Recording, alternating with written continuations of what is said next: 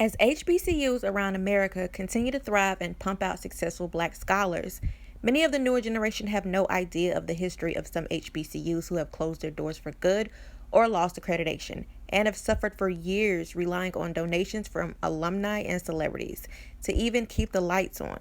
These HBCUs have lost everything behind financial mistakes and have been forgotten. Here's a list.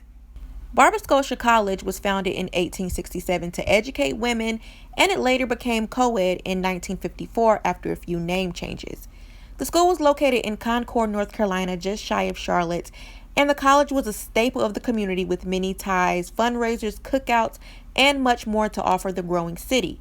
The appeal of the small college close to a growing city like Charlotte, North Carolina, caught the eyes of many young students, and the college would see no real financial problems until late 2003 and the year 2004. In February, President Sammy Potts announced his sudden resignation and gave no reason as for his departure.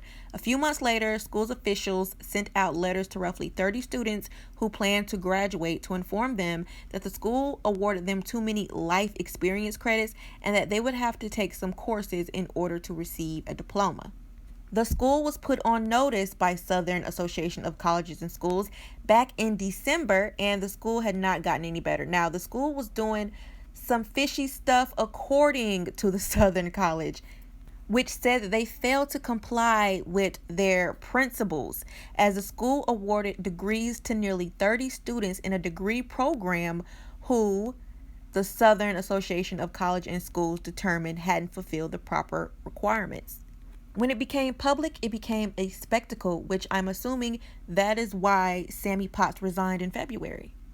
90% of the students at BARBER-SCOTIA received some sort of federal financial aid, and when the campus lost their accreditation, there was no students eligible to receive financial aid.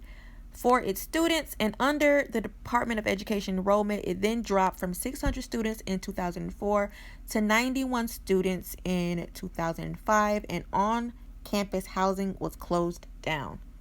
In May 2006, it was reported that BARBER-SCOTIA would rent space on its campus to St. Augustine's College to use for an adult education program. Under the terms of the deal, St. Aug would pay BARBER-SCOTIA for the space for its Gateway program starting that fall. During this time, the previous attempts to revive the college, which have centered on its entrepreneur or business curriculum, were formally abandoned in favor of focusing more on religious studies. At this time, the college had went through 2 more presidents who eagerly worked with alumni in the community to save the college and eliminate debt. In 2009, BARBER-SCOTIA saw a jump in enrollment and had 120 full-time students. The college was able to offer the following 4 degree programs: Bachelor of Arts in Business, Bachelor of Arts in Religious Studies, Bachelor of Arts in Sports Management, and Bachelors of Science in Bioenergy, which is pretty impressive for somebody who lost their accreditation, and their dollars were dependent on alumni and community. Unfortunately, these numbers did not continue to rise, and in September of 2016, only 12 students were enrolled at BARBER-SCOTIA. It was a big letdown because BARBER-SCOTIA had closed for the 2015 spring semester to try to revamp some programs, and they were expecting over 150 students to only get 12 students to actually enroll. In February 2018, the Independent Tribune said the college was being sold and a school might be built there. In response, the trustees said that while the college still couldn't offer financial aid, several programs were still offered that trained students for jobs. And while the college owed millions, it was not for sale. He said degrees were offered through the North Carolina Department of Education in Religious Studies, Renewable Energy, Business, Entrepreneurship, and Sports Management, and the projected enrollment was 100 to 115. On March 16, 2019, the College Alumni Association had a meeting about the college future. At that time, the Independent Tribune claimed the college was holding no classes. Also, according to the Independent Tribune, that all of the 45 students that actually attended there were taking classes online. In January 2020, the BARBER-SCOTIA Property Task Force started working on plans for what to do with the campus.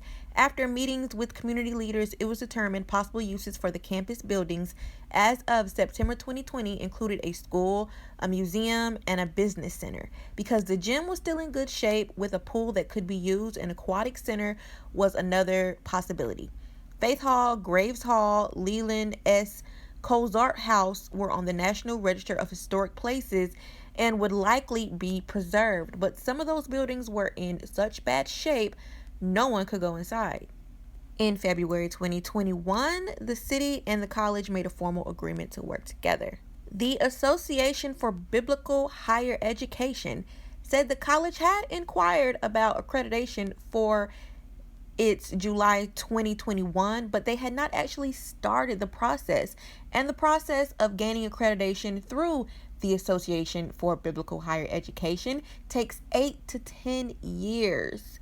The trustees also sat down and decided that they were not going to ask for the accreditation back from the Southern accreditation. So there we have it.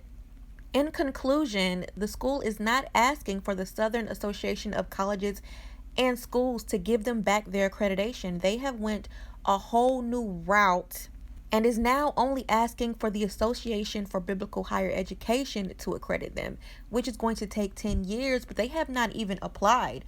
So it seems like somebody along the lines has dropped the ball on BARBER-SCOTIA, has let BARBER-SCOTIA down, and BARBER-SCOTIA might remain abandoned or in this museum-like state for a while. If you're in the area, go check it out. It's a beautiful campus.